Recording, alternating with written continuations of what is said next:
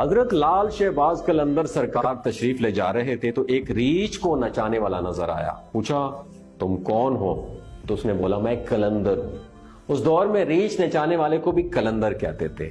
تو حضرت لال شہباز قلندر سرکار بے اختیار مسکرا دیے. یہ بات اس ریچھ والے کو پسند نہ آئی. کہنے لگا آپ کون ہو؟ فرمایا میں بھی قلندر ہوں. کہنے لگا آپ کیسے قلندر ہیں نا؟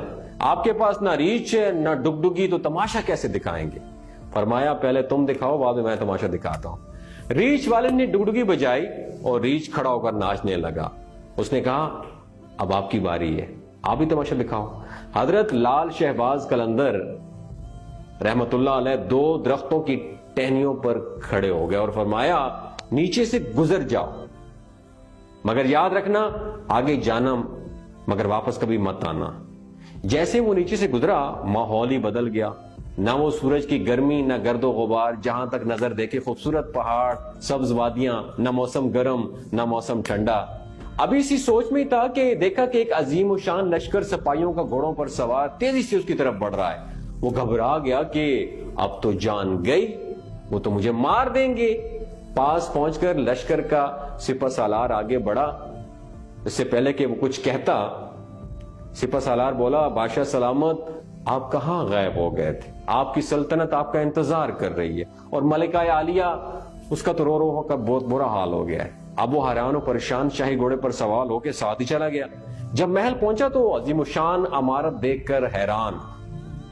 اندر داخل ہوا تو خوبصورت ملکہ گلا شکوہ کرتی اس کے ساتھ لپٹ گئی. کہاں رہ گئے تھے آپ؟ سب بھول بلا کر نہا دھو کر شاہی پوشاک پہن کر تخت پر بیٹھ گیا. سالوں گزر گئے، بچے ہوئے، پھر شہزادے بڑے ہو گئے، بڑھاپا آ گیا، جسم سے جان، منہ سے ذائقہ چلا گیا.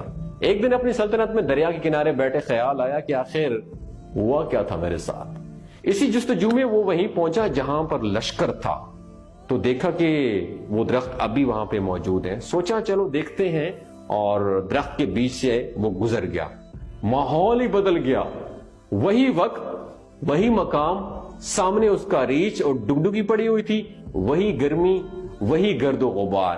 پیچھے دیکھا تو حضرت لال شہباز قلندر رحمت اللہ علیہ سرکار کھڑے تھے. اس کی حالت غیر ہو گئی. بولا جناب میری سلطنت، میری ملکہ، میرے شہزادے کہاں گئے؟ تو آپ نے فرمایا سب تماشا تھا. کیا کہوں زندگی کے بارے میں، ایک تماشا تھا عمر بھر.